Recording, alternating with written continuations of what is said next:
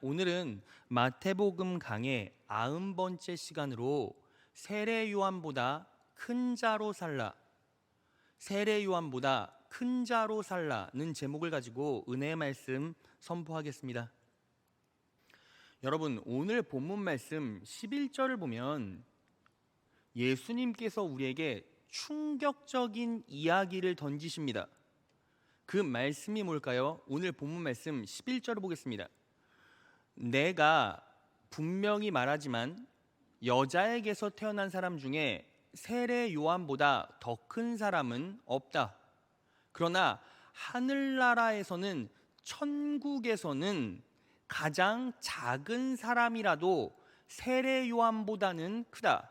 천국에서는 그 누구도 세례 요한보다 작은 사람이 없다는 거죠.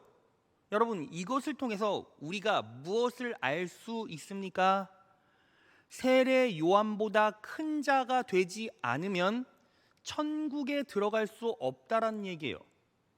여러분, 너무 충격적이지 않습니까? 여러분, 세례 요한이 어떤 사람이었죠? 지난 시간에 우리가 공부했는데 세례 요한은 예수님의 심부름꾼이었고 청소부였어요. 말씀 다시 상기시켜 볼까요? 마태복음 11장 10절이에요. 다 같이 읽겠습니다. 시작. 보아라, 내가 내 심부름꾼을 너보다 앞서 보낸다. 그가 내 앞에서 내 길을 닦을 것이다 하였다. 세례 요한은 심부름꾼이었고 길을 닦는 사람이었어요. 청소부였다는 거죠. 그러니까 세례 요한은 평생 자신은 두드러지지 않았고 예수님만 드러내는 인생을 살았다라는 거예요. 너무 훌륭하고 고귀한 삶을 살았죠. 또 세례 요한이 왜 감옥에 갇혀 있었고 감옥에서 죽게 되었습니까? 당시 갈릴리를 다스리고 있었던 헤롯 왕의 불륜을 폭로했어요. 그러니까 사회의 정의를 위해서 투신했다는 거죠. 그러다가 감옥에서 목숨까지 잃었습니다. 그러면 이 자리에서 세례 요한보다 큰 자가 있습니까? 큰 자가 있을 수가 없죠. 그러면 우리는 전부 다 지옥 가란 말입니까? 여러분, 예수님께서 이 말씀을 하신 의도가 뭐죠? 결국에는 세례 요한의 행동이나 행적은 구원의 기준이 될 수 없다라는 걸 이야기하고 싶으셨던 거예요. 바꿔 말하면 오늘 말씀을 통해서 우리 예수님께서는 구원의 기준을 다시 세우시겠다, 이 의도를 가지고 오늘 말씀을 선포하신 겁니다. 자, 그러면 예수님께서 새롭게 마련하신 구원의 기준은 뭐고, 그리고 어떻게 살면 우리는 세례 요한보다 큰 자로 설 수 있을까요? 그래서 오늘은 그 두 가지를 알아볼 거예요. 오늘 이 말씀을 잘 기억하시고 삶에 녹여내셔서 구원의 기준에 부합된 자, 나아가서는 세례 요한보다 큰 자로 사셔서 이 땅에서 승리하시고 영원한 천국을 소유하시는 여러분 되시기를 진심으로 축원합니다. 오늘 성경 하나님께서 우리에게 주신 진리는 두 가지예요. 하나하나 살펴보겠습니다. 첫째, 다 같이 한번 읽어볼까요? 시작. 구원의 기준은 율법이 아니라 복음입니다. 은혜의 복음을 소유한 자는 세례 요한보다 큰 자입니다. 구원의 기준은 율법이 아니라 복음이라는 거예요. 은혜의 복음을 소유한 자는 세례 요한보다 큰 자라고 말하고 있습니다. 이게 우리에게는 너무너무 중요하다라는 것이죠. 여러분, 오늘 본문 말씀 마태복음 11장 12절 상반절을 보면 이렇게 나와 있어요. 세례 요한의 때부터 지금까지라고 나와 있습니다. 그러니까 이 말은 무슨 뜻입니까? 세례 요한의 때를 전부 다 포함한 지금까지, 그러니까 시대적 상황으로 보면 바로 세례 요한의 때까지를 말해요. 자, 그러면 세례 요한의 때까지 무엇이 어떻다는 거예요? 자, 하반절 12절 하반절을 보겠습니다. 다 같이 한번 읽어볼까요? 시작. 천국은 침노를 당하나니 침노하는 자는 빼앗느니라. 천국은 침노를 당한대요. 침노하는 자는 천국을 빼앗느니라. 천국을 소유할 수 있다는 거죠. 여기서 침노라는 말은 힘을 가하다, 억지로 밀고 들어가다, 폭력을 가하다라는 의미를 가지고 있어요. 그러니까 천국은 누가 소유하는 겁니까? 천국은 힘으로 밀어붙이는 자가 소유할 수 있다는 겁니다. 자, 그러면 어떤 힘으로 밀어붙였을 때 세례 요한의 때까지는 천국을 소유할 수 있었을까요? 오늘 본문 13절을 보겠습니다. 모든 선지자와 및 율법에 예언한 것이 누구까지니? 세례 요한의 때까지니 라고 나와 있죠. 그러니까 세례 요한의 때까지는 뭐가 역사한 거예요? 선지자가 예언한 율법이 역사한 겁니다. 그러니까 세례 요한의 때까지는 어떤 힘으로? 율법의 힘으로 밀고 들어가는 자가 천국을 소유할 수 있었다는 거예요. 그런데 오늘 본문 말씀을 기점으로 세례 요한의 때, 율법의 때는 완벽하게 끝나고 이제 우리는 어떤 때를 맞이하게 됩니까? 은혜의 때, 복음의 때를 맞이하게 된 거죠. 믿으시는 분 아멘. 여러분, 제가요 지금까지 쭉 해석해 왔던 걸 정확하게 지지해 주는 병행 구절이 있어요. 누가복음 16장 16절입니다. 다 같이 읽겠습니다. 시작. 율법과 예언자는 요한의 때까지다. 그 뒤로부터는 하나님 나라가 기쁜 소식으로 전파되고 있으며 모두 거기에 억지로 밀고 들어간다. 율법과 예언자는 요한의 때까지다. 그 뒤로부터는 하나님 나라가 천국이 기쁜 소식으로 복음으로 전파되고 있으며 모두 거기에 억지로, 거기가 어디죠? 천국에 억지로 밀고 들어간다. 무엇을 통해서? 복음을 통해서. 그러니까 요한의 때까지로 이제 뭐의 시대가 끝난 거예요? 율법의 시대가 끝난 거고 이제 우리는 은혜의 시대, 복음의 시대를 맞이하게 된 겁니다. 자, 그러면 여기서 우리가 하나 짚고 넘어가야 할 게 있어요. 도대체 율법은 뭐고 복음은 뭐죠? 여러분, 우리는 지금 복음의 시대, 은혜의 시대에 살아가고 있잖아요. 그러니까 이걸 우리가 정확하게 알려면 율법과 복음의 차이를 정확하게 알아야겠죠. 자, 그러면 율법을 우리는 어떻게 표현하고 설명할 수 있습니까? 자, 오늘 본 말씀 14절을 보겠습니다. 만일 너희가 즐겨 받을진대 오리라 한 엘리야가 곧 이 사람이니라. 이 한 구절 안에는 아주 복합적인 의미가 전부 다 녹아져 있어요. 그래서 이해하기 쉽도록 현대어 성경으로 보겠습니다. 너희가 만일 예언서와 율법의 참뜻을 알고자 한다면, 율법의 참뜻을 알고자 한다면 언젠가는 오리라고 예언된 엘리야가 바로 세례 요한이라는 사실을 분명히 깨달아야 한다. 언젠가 오리라고 예언된 엘리야가 누구예요? 세례 요한이죠. 그러니까 예언된 엘리야가 하는 사역을 우리가 추적해 보면 세례 요한의 사역도 깨달을 수 있고, 그리고 그것들을 통해서 율법의 참뜻을 알 수 있다는 거예요. 자, 그러면 예언된 엘리야는 어떤 사역을 감당했습니까? 자, 말라기로 갑니다. 말라기 4장이에요. 주께서 말씀하셨다. 내 종 모세의 율법을 기억하여라. 내가 호렙에서 이스라엘 백성 전체를 위하여 그에게 전해준 그 계명과 규정들을 실천하여라. 5절. 여호와께서 말씀하셨다. 내가 온 세상을 심판하는 그 무섭고 위대한 날이 오기 전에 보라, 내가 예언자 엘리야를 너희에게 보내겠다. 6절. 다 같이 읽겠습니다. 시작.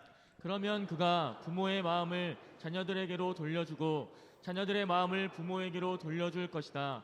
그가 부모와 자녀들이 화목하도록 가르쳐 주어 내가 가서 심판할 때에 온 세상을 완전히 멸망시키지 않도록 할 것이다. 자, 여러분 6절부터 해석하겠습니다. 6절을 보면 그가 부모와 자녀들이 화목하도록 가르쳐주며, 여기서 부모는 하나님을 말하고 자녀들은 인간을 말하죠. 하나님과 인간들이 화목하도록 가르쳐준대요. 그래서 멸망시키지 않도록 할 것이다. 그러니까 하나님과 인간의 관계를 화목하도록 가르쳐 주어서 지옥 가지 않도록 한대요. 누가? 5절.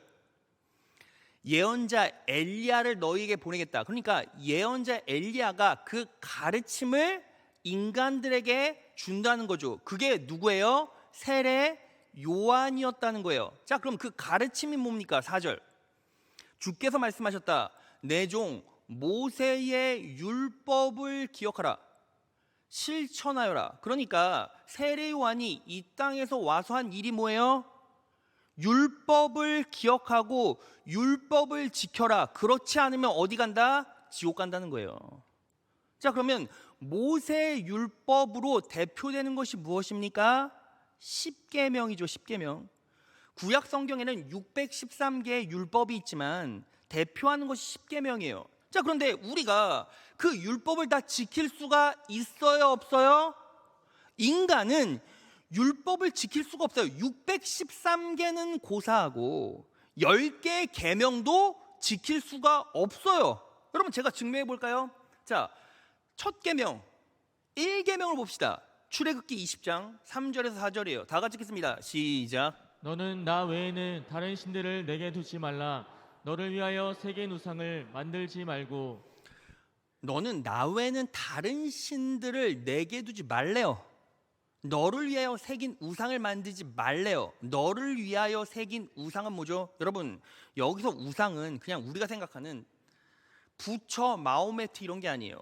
너희를 위해 새긴 우상이에요. 그러니까 예컨대 이런 거죠. 내가 가치 있다고 생각한 것들을 마음에 새기면 그게 뭐예요? 전부 다 우상이라는 거예요. 자, 그럼 봅시다. 여러분, 여러분들의 마음 가운데 돈을 새겼습니까? 그럼 돈이 우상이에요. 여러분들의 마음 가운데 자녀의 출세를 새겼습니까? 그러면 자녀의 출세가 우상이에요. 여러분들의 마음 가운데 사업의 성공을 새겨 넣었습니까? 그러면 사업의 성공이 우상이에요. 여러분들의 마음 가운데 건강을 새겨 넣었습니까? 입신양명을 새겨 넣었습니까? 그러면 그게 뭐여다? 우상이라는 거죠. 자, 그럼 여기서 우상 하나 없는 사람이 어디 있겠습니까? 저를 비롯해서 여러분 전부 다 그런 우상 하나쯤은 있겠죠. 그럼 우리는 어떻게 됩니까? 지옥 가는 거예요. 여러분, 다른 계명 몇 개만 더 볼까요? 출애굽기 20장 8절. 안식일을 기억하여 거룩히 지키라. 주일 성수 안 하면 지옥 간다는 거예요. 여러분들은 지금껏 평생 주일 성수 똑바로 했습니까? 안식일을 기억해서 거룩히 지켰습니까? 여러분들의 인생 가운데 단 한 번이라도 주일 성수 안 한 기억이 있다면 여러분은 지옥 가는 거예요. 그럼 저도 지옥 가죠, 사실은. 13절. 살인하지 말지니라. 간음하지 말지니라. 도적질하지 말지니라. 17절. 내 이웃의 소유를 탐내지 말지니라. 여러분, 이웃의 소유를 탐냈는데 갖지 못하면 내 마음 가운데 뭐가 생겨요? 부러움이 생기죠. 그럼 여러분들이 인생 살아가면서 다른 사람 보고 부러운 적 있습니까? 없습니까? 너무나 많죠. 그럼 다 지옥 가요. 그러면 여기서 이 율법의 잣대 613개가 아니라 10계명의 잣대를 대면 이 10개라도 빠져나올 수 있는 사람이 있습니까? 단 한 명도 없다고요. 그래서 예수님께서 어떻게 하셨어요? 구원의 기준을 율법에서 복음으로 바꾼 거예요. 예수님께서 십자가에 못 박혀 돌아가심으로 예수님께서 피를 흘리시고 예수님께서 우리의 죄를 싹 다 사해 주심으로 이 율법의 저주를 완벽하게 파시고 부수셨다는 겁니다. 믿으십니까? 자, 말씀으로 확인해 볼까요? 갈라디아서 3장 13절입니다. 너무너무 중요해요. 다 같이 읽겠습니다. 시작. 그러나 그리스도께서는 우리가 받아야 할 저주를 대신 받으시고 멸망할 수밖에 없는 우리를 구하셨습니다. 성경에 나무에 달린 자는 누구나 저주받은 자이다라고 기록된 대로 예수께서는 나무로 만든 십자가에 달려서 우리를 율법의 저주에서 건져주신 것입니다. 예수께서는 나무로 만든 십자가에 달려서 우리를 율법의 저주에서 건져 주시는 거예요. 믿으십니까? 그래서 우리는요, 이제 어떻게 살아갈 수 있죠? 여러분, 우리 인생 살다가 또 나의 죄성 때문에, 나의 탐욕과 욕망 때문에 또 넘어질 수 있죠. 또 쓰러질 수 있죠.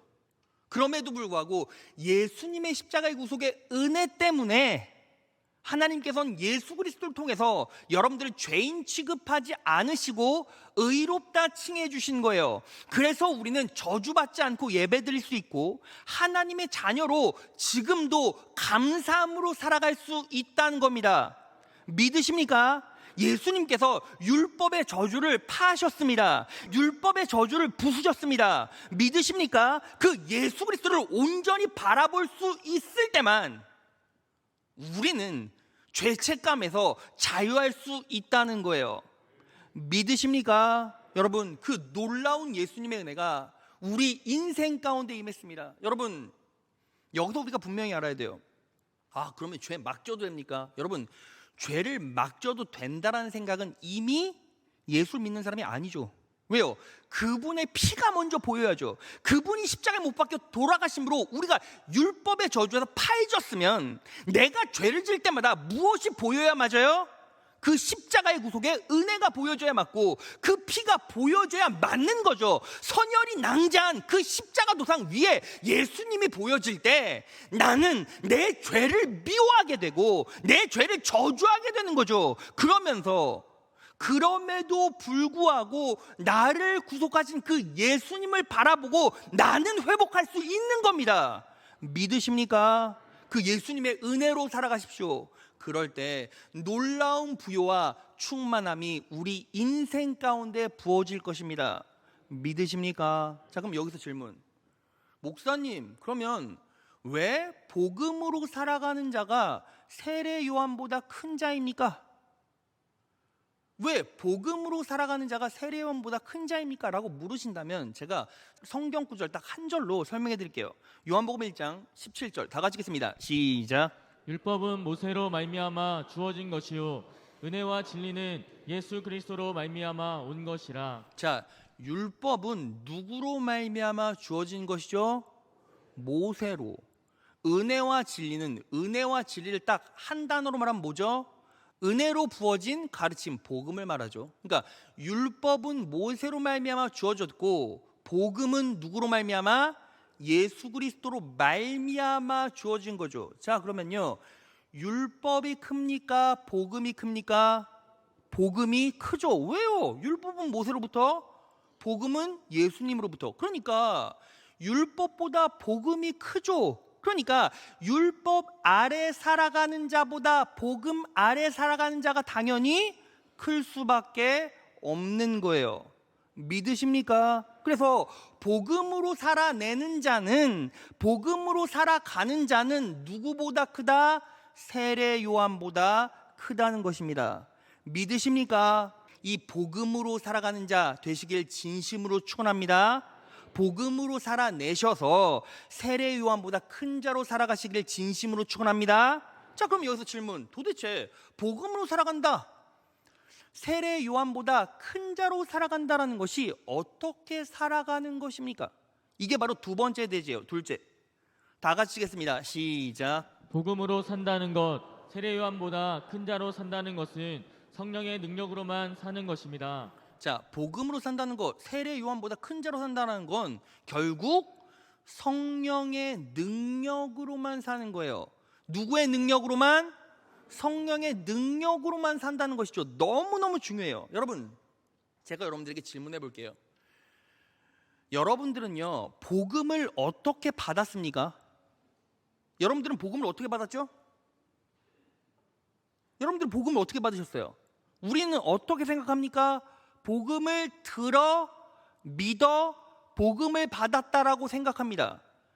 그 말이 맞습니까? 당연히 표면적으로는 맞지만 실제적으로는 맞지가 않아요. 복음은 성령 하나님의 내적 역사로 이루어진 겁니다. 믿으십니까? 자, 여러분, 이것을요 예표한 말씀이 있죠. 자, 에스겔서 보면요 새로운 언약, 새 언약에 대한 말씀이 있어요. 에스겔 36장 25절, 맑은 물을 너희에게 뿌려 모든 더러운 것과 우상에서 너희를 깨끗하게 하겠다. 그래서 맑은 물을 너희에게 뿌려, 이 맑은 물은 정확하게 누굴 예표합니까? 성령 하나님을 예표하죠. 성령 하나님의 역사로 우리는 어떻게 되었습니까? 깨끗하게 되었다는 거죠. 어떻게 할 수 있습니까? 자, 고린도전서 6장 11절 다 같이 읽겠습니다. 시작. 너희 중에 이와 같은 자들이 있더니 주 예수 그리스도의 이름과 우리 하나님의 성령 안에서 씻음과 거룩함과 의롭다 하심을 얻었느니라. 자, 성령 안에서 씻음과 성령 안에서 씻음과 성령 안에서 씻음과 믿으십니까? 성령 하나님께서 내적으로 역사하셔서 성령 하나님의 능력이 여러분들에게 뿌려졌으므로 여러분들이 깨끗하게 되었습니다. 믿으십니까? 자, 그러면 복음으로 설득되는 과정 중에 성령 하나님께서 어떻게 역사하십니까? 자, 에스겔서 36장 26절에서 27절. 그리고 내가 너희에게 새 마음을 주고 너희 속에 새 정신을 넣어주며 너희에게서 돌같이 굳은 마음을 제거하고 순종하는 마음을 줄 것이며 또 내 영을 성령을 너희 속에 넣어주어 너희가 내 법을 따르고 내 명령을 준수하게 하겠다.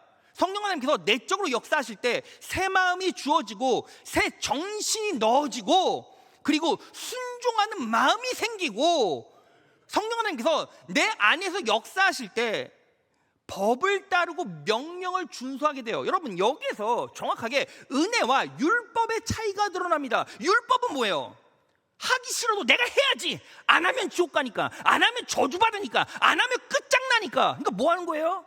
싫은데 꾸역꾸역 하는 거예요. 그런데 성령 하나님께서 내적으로 역사하셔서 성령 하나님의 능력으로 복음을 받아들인 자들은 어떻게 됩니까?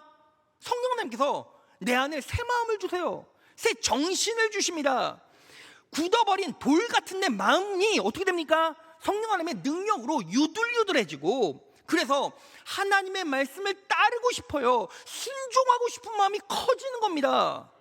믿으십니까? 자, 그러면 복음은 어떻게 받아들여지는 거죠? 말 그대로 성령 하나님께서 역사하셨기 때문에 내가 믿어야지.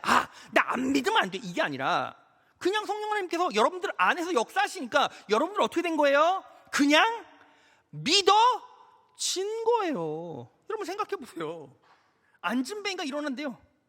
물이 포도주가 된대요. 죽은 자가 살아난대요. 문둥병자가 회복된대요. 여러분 이게 말이 됩니까? 말이 돼요? 바다가 갈라진대요. 말이 돼요? 세상 사람들이 여러분들을 보면 뭐라고 말해요? 미친 사람이라고 말해요. 근데 여러분들은 믿으니까 지금 이 자리에 있잖아요. 그거 믿겠다고 이 자리에 앉아 있잖아요. 그럼 이게요, 여러분들의 이성적 사고와 합리적인 생각으로 말이 됩니까? 말이 안 되죠. 말이 안 돼요. 여러분 예수님 봤습니까? 천국 봤어요? 근데 본 사람처럼 진짜 예수를 믿는 사람으로 이 자리에 앉아 있잖아요. 어떻게 그럴 수가 있냐고. 그럴 수가 없어요. 근데 뭐예요? 성령 하나님께서 여러분들 안에서 설득하셨어요. 그래서 여러분들은 믿어진 겁니다. 그래서 여러분들은 유들유들한 마음으로 어떤 말씀이 선포돼도 능력으로 받아들일 마음으로 이 자리에 있다는 거죠. 이게 뭐예요? 기적이고 역사인 거예요. 믿으십니까? 내적으로 역사하셨어요. 그럼 우리 인생 가운데서는요, 우리 인생 가운데서도 성령 하나님께서 똑같이 역사하시죠. 여러분, 예수님께서 부활 승천하실 때 제자들에게 위임령, 지상태 위임령을 주셨어요. 너무너무 중요한 말씀이죠. 자, 그래서 우리가 항상 막 집에 표구 같은 걸로 막 붙여놓잖아요. 자, 말씀 보겠습니다. 마태복음 28장 19에서 20절이에요. 다 같이 읽겠습니다. 시작. 그러므로 너희는 가서 모든 족속으로 제자를 삼아 아버지와 아들과 성령의 이름으로 세례를 주고 내가 너희에게 분부한 모든 것을 가르쳐 지키게 하라. 여러분 핵심이 뭐예요? 제자를 삼아라. 제자를 삼기 위해서 뭐 해야 됩니까? 훈련시켜야죠. 훈련해라 그 뜻이죠. 세례를 줘라. 그리스도인으로서 영적 외적 표지를 줘라 이 뜻이죠. 20절 분부한 모든 것을 가르쳐 지키게 하라. 여러분 가르치려면 같은 공간에 있어야 되죠. 그럼 지키게 하려면 어떻게 해야 돼요? 우리가 자녀들 공부 열심히 하고 책 열심히 읽고 숙제하려고 하면 어떻게 해야 돼요? 지키게 하려면 옆에 있어줘야죠. 같이 살아줘야죠. 자 그러면 예수님의 명령이 뭐예요? 제자로 훈련시켜라. 영적 외적 그리스도인의 표지를 주어라. 같이 살아줘라. 가르쳐라. 이거 어떻게 합니까? 어떻게 해요? 이게 여러분들 인생 사명인데. 근데 여러분 이 말씀의 핵심은 실상 너희가 해라 이게 아니에요. 너희는 내가 너희를 통해 일할 테니 너희는 내가 하는 일만 봐라 그 뜻이에요. 자 여러분 우리가 오해하지 말고 앞뒷 문맥을 봅시다. 마태복음 28장 18절에서 20절 예수께서 나와 일러 가라사대 하늘과 땅의 모든 권세를 내게 주셨으니 그러니까 하늘과 땅의 모든 권세가 지금 누구에게 있어요? 예수님께 있죠. 19절 그러므로 너희는 가서 모든 족속으로 제자를 삼아 아버지와 아들과 성령의 이름으로 세례를 주고 20절 다 같이 읽겠습니다. 시작. 내가 너희에게 분부한 모든 것을 가르쳐 지키게 하라. 볼지어다 내가 세상 끝날까지 너희와 항상 함께 있으리라 하시니라. 여러분 보세요. 하늘과 땅의 모든 권세가 누구에게 있어요? 예수님께 있죠. 근데 예수님께서 뭐라고 말씀하세요?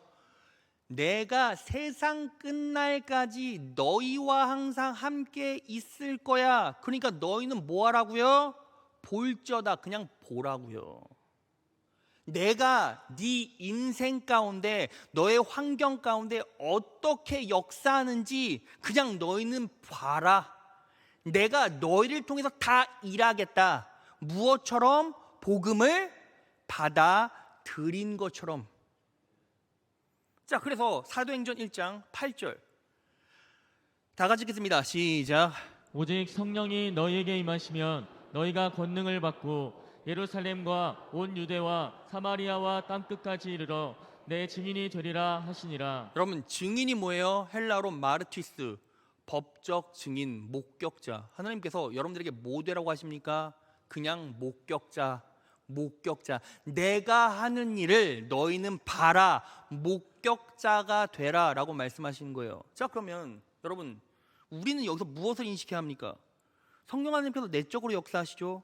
그리고 내 환경 가운데서 역사하시죠. 그럼 우린 뭐만 하면 돼요? 볼지어다 보면 되죠. 근데 보기 전에 무엇을 해야 합니까? 성령 하나님께서 내 인생 가운데 역사하시려면 내가 정말 복음을 받아 누리며 살아가고 있는 자인가? 아니면 율법적으로 불안해서 끌려가고 있는 자인가를 점검하시라고요. 여러분들의 마음 가운데, 여러분들의 믿음 가운데, 여러분들의 인식 가운데 진짜 예수 그리스도의 은혜의 복음이 여러분들을 통차고 있는지 보시라고요. 여러분 실제로 내가 복음으로 살아가고 있다면 어떤 일이 벌어지는지 아십니까? 정확하게 성령 하나님께서 내적으로 역사해 주실 때까지 성령 하나님의 음성을 듣기로 갈망하죠. 성령 하나님께서 일하실 때까지 나는 뭐 하는 거예요? 잠깐 텀을 두고 기다리는 거예요. 그런데 율법으로 살아가는 자의 특징이 뭐예요? 그냥 앞뒤 생각 안 해요. 그냥 목표만 딱 정해놓고 야, 나 이거 안 하면 죽도록 노력하고 땀을 쏟는데 앞뒤도 안 돌아보고 그냥 막 뛰는 거예요. 그냥 뒤도 안 돌아보고 막 뛰는 겁니다. 이거 하지 않으면 나 사업 망해. 내가 이거 하지 않으면 내 가정 망해. 내가 이거 하지 않으면 내 자식 망해. 나 죽도록 뛰어야지. 나 축복받고 싶어. 나 어떻게든 살고 싶어. 그래서 막 뛰는 거예요. 뛰다가 앞뒤 안 돌아보고 뛰다가 어떻게 됩니까? 지쳐서 쓰러지면 주변을 바라보면 되는 게 없죠. 되는 게 없으면 그때 누구 탓해요? 하나님 탓해요. 여러분들은 율법의 능력에 적용받는 인생을 살아가고 있습니까? 복음의 능력에 적용받는 인생을 살아가고 있습니까? 그래서 우리 뭐 하는 거예요? 안식일을 기억하여 거룩히 지키란 말은, 야, 너네 틀림없이 이 자리에 와서 헌금 왕창 내고 죽도록 사역해라, 그 말이 아니라 하나님께서 일하실 때까지 뭐 하라고요? 여유를 두고 텀을 두고 성령 하나님의 음성을 들으라고, 음성을. 여러분, 율법적으로 살아가는 사람의 특징이 뭔지 아십니까? 안 오기는 애매하고 오기는 싫고, 그런데 전화하면 피곤하니까 와주고, 와서 뭐 하는 거예요? 힘없으니까 누워 자는 거예요. 놀라운 은혜가 뭔지 아십니까? 우리 교회는 누워 자는 사람이 한 사람도 없어요. 문제는 앉아서 자지. 여러분, 분명히 기억하십시오. 율법으로 살아가는 사람은 어때요? 계산이 자기 계산에서 나오고 자기가 막 계산기 두들기는 거예요. 그래서 이렇게 하면 사업 잘 되겠네, 이렇게 하면 난 안 망하겠네, 이렇게 하면 도약하겠네, 이렇게 하면 발전하겠네, 이렇게 하면 성장하겠네. 하나님의 음성을 들을 시간, 하나님께서 일하실 시간을 주지 않고 그냥 본인이 막 뛰는 거죠. 여러분, 여러분들의 결정 가운데 하나님의 결정이 있습니까? 여러분들의 인생길 가운데 하나님의 일하심이 있습니까? 그거 확인하면서 한 발자국 한 발자국씩 걸어갑니까? 여러분, 그게 없으면 여러분들은 율법에 묶여 살아가는 거예요. 왜요? 이거 내가 안 하면 지금 죽겠다고 생각하잖아. 그러니까 안식일날 교회 나와서 앉아있을 수가 없는 거죠. 왜요? 내가 안 하면 망하니까. 내가 오늘 못 쉬면 망하니까. 내가 오늘 이거 내 가게 문 열어놓지 않으면 매출 줄고, 매출 줄면 망하니까. 여러분님, 제가요 어떤 걸 경험했냐면, 제가 아는 친구가 이제 상가에서 조그만 대리점 같은 것들을 해요.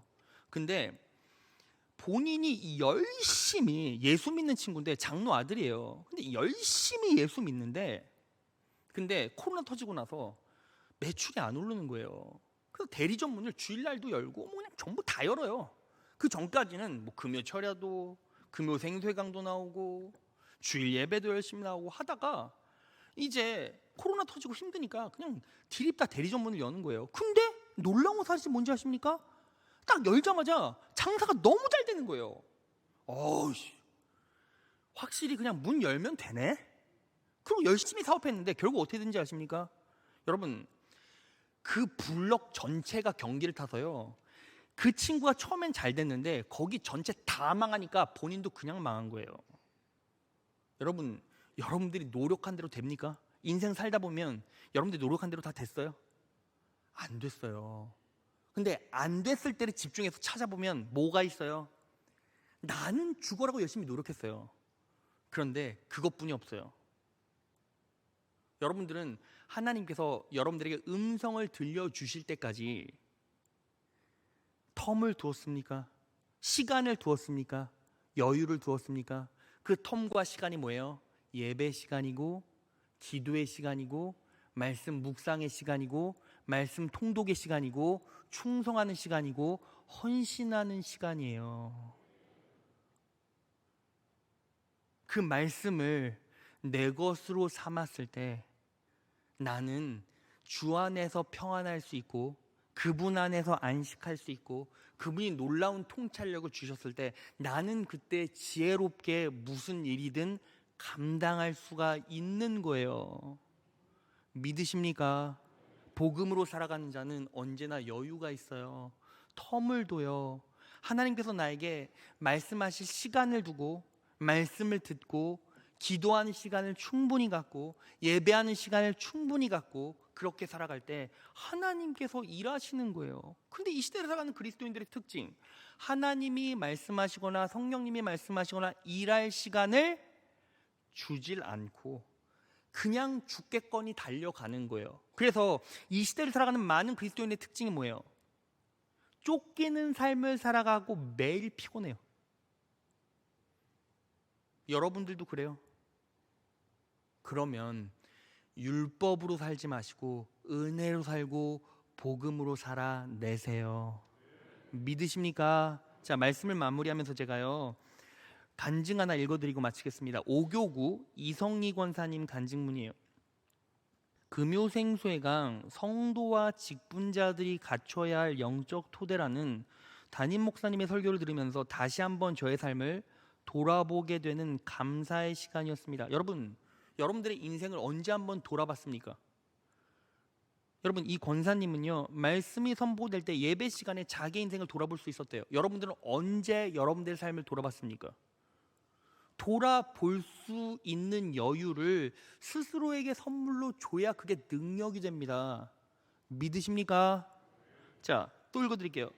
특별히 거룩함 곧 구별과 봉헌의 말씀을 들으며 거룩함으로 구별된 삶으로 이끄시는 분은 하나님이심을 다시 한번 알게 되었습니다. 사실 교회에 다니면서도 세상 친구와 세상 삶을 즐겨 살던 저에게 하나님만을 의지할 수밖에 없는 환경을 만들어 주셨습니다. 여러분, 이 권사님의 간증의 초점, 시선을 가만히 따라와 보세요. 이 권사님은요, 자기가 무언가를 했다라고 얘기를 안 해요. 하나님이 이끌어 주셨고 하나님이 인도하셨다라는 걸 본인이 인생을 통해 깨달아 버린 거예요. 갑작스러운 사고로 남편이 세상을 떠나게 되고 중학교 1학년과 초등학교 6학년 자녀를 혼자 돌보는 상황에 상속을 포기해야 하는 어려운 상황까지 겹치며 어떻게 살아가야 할까 막막하기만 하였습니다. 오직 하나님을 붙잡고 기도할 수밖에 없었고 간절한 마음으로 기도할 때 하나님께서 살 길을 열어주셨습니다. 하나님께서는 교회 안에서도 미리 예비하셨습니다. 저를 찬양대로 세워주셨습니다. 매주 말씀을 듣게 하셨고 말씀을 통해 지혜를 얻게 하시며 힘을 얻어 작은 사업체를 운영할 수 있게 해주셨습니다. 당시 직원으로 근무했던 곳에서 경험이 없던 저에게 사장님께서 하나하나 세심하게 가르쳐주시며 매장을 인수할 수 있도록 도와주셨고 업계에서도 좋게 봐주셔서 다른 대리점들과 같은 대우와 좋은 물건들을 들여올 수 있게 해주셨습니다. 또한 동종업계 사람들과도 좋은 인상과 관계를 유지할 수 있었으며 그들에게 인정도 받게 하셨으며 바쁜 일상생활 속에서도 하나님께서는 아이들도 주 안에서 큰 어려움 없이 잘 자라게 하셨습니다. 코로나 시대를 맞아 어려운 시기를 지날 때 시간적으로 여유가 생기자 신앙적으로 부족한 저를 다듬어 주시고 1:1 리더 양육도 받게 하셨습니다. 교육 과정에서 저의 잘못된 것들을 깨달아 다듬게 하셨습니다. 양육 후 하나님의 말씀을 더욱 사모하게 하셔서 이제 가정 예배도 드리게 하시고 가정 예배를 통해 아들과의 관계도 회복되고 자녀들의 신앙이 회복되는 놀라운 은혜를 경험하게 하셨습니다. 이 모든 것이 하나님의 은혜이며 하나님이 이끄셨음에 너무나 감사한 마음이 들었습니다. 하나님께서는 제게 주어진 어려운 환경을 하나님의 말씀으로 극복하게 하시고 세상 친구들과 자연스럽게 멀어지게 하며 주 안에서 구별된 삶으로 살도록 이끄셨습니다. 이제 하나님의 은혜와 인도하심 속에 하나님의 사랑을 알아가는 삶이 그분의 깊은 뜻임을 알게 되었습니다.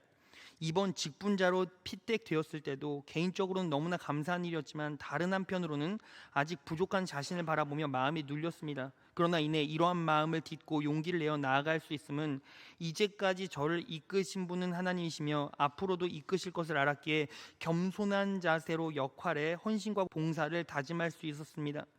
날마다 말씀의 그 귀한 빛에 들어가게 하신 자의 아름다운 덕을 선전하며 주신 사명 잘 감당하겠습니다. 하나님께 감사와 찬양을 드리며 모든 영광을 하나님께 돌립니다. 자, 말씀 정리해 보겠습니다.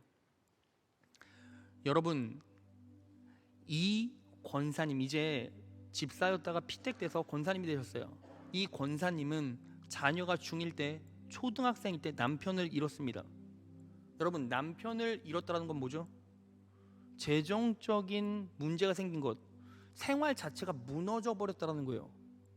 아이들은 크고 교육비는 들어가야 되고 자신은 외롭고 어떻게 살아야 할지도 모르는 상황 가운데서 이분이 할 수 있는 건 뭐밖에 없었습니까? 하나님을 의지하고 기도할 수밖에 없었죠. 그때 비로소 하나님께 맡길 수 있는 텀, 여유가 생긴 거예요.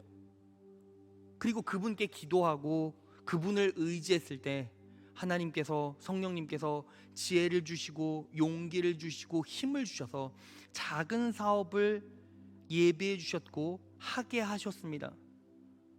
그래서 사업이 잘 되기 시작했고 가정 형편이 나아지기 시작했고 그것으로 끝나는 것이 아니라 자녀들과 함께 뭐 하기 시작했어요? 예배하기 시작했어요. 예배를 시작하니까 또 성령 하나님께서 가정 가운데 역사하셔서 가정이 회복되었어요. 남편을 잃었다면 인생의 절반을 잃었을 수도 있잖아요. 여자인 몸으로. 그런데 성령 하나님을 의지하고 그분을 바라보기 시작하니까 하나님께서 한 명 한 명 사람을 붙여주시고 채워주기 시작하시는 거예요. 가정에서 평생 누리지 못했던 놀라운 은혜를 부어주시기 시작하는 겁니다. 이 권사님은 초질관 하나님의 은혜입니다. 하나님께서 이끄셨습니다. 하나님께서 이끄셨습니다. 여러분, 그리스도인이 살아가는 방법은 뭐예요? 내가 무언가를 해보겠다가 아니라 그분이 일하실 것을 기대하며 그분을 의지하고 지금 내가 주어진 곳에서 내가 해야 될 일을 하나님의 능력으로 집중력 있게 지혜를 구하면서 해내는 겁니다. 그러면 하나님께서 더 큰 능력을 주시고 더 크게 도약하게 하시고 그리고 더 큰 열매를 부어주실 것이죠. 그러면 여러분, 우리는 어떻게 합니까? 내가 정말 하나님의 축복 번영, 하나님의 놀라운 은혜를 원합니다 라고 하기 전에 내가 정말 복음을 받아들인 사람이고 복음의 은혜로 살아가는 자인지, 율법에 질질 끌려가는 인생을 살아가고 있는지를 점검해 보시라고요. 그러면 왜 내 인생이 이렇게 촉박하고 급하고 뭔가 문제가 생기고 해결하면 또 문제 생기고 또 해결하면 또 문제 생기고 해결하면 또 큰 장애가 일어나고 뭔가 될 것 같고 이제 자리 잡을 것 같은데 그 자리가 그냥 왕창 무너져 내리고 이런 일이 왜 생기나 묵상해 보시고 생각해 보시라고요. 그러면 그분은 하나님의 음성으로 하나님의 은혜로 사는 자가 아니었다는 거예요. 여러분, 이제 우리는 남은 삶을 어떻게 살아야 할까요? 성령 하나님의 능력으로 사십시오. 성령 하나님의 능력으로 사십시오. 성령 하나님의 능력으로 사십시오. 그럴 때 복음으로 살아갈 수 있게 되고 세례 요한보다 큰 자로 살아갈 수 있을 것입니다. 오늘 이 말씀을 내 삶 가운데 잘 녹여내시고 기억하셔서 이 자리에 앉아있는 모든 분들 율법의 저주를 끊어내고 복음의 은혜로 세례 요한보다 큰 자 되셔서 승리의 길, 능력의 길 걸어가시는 귀한 자녀 되시기를 진심으로 축원합니다.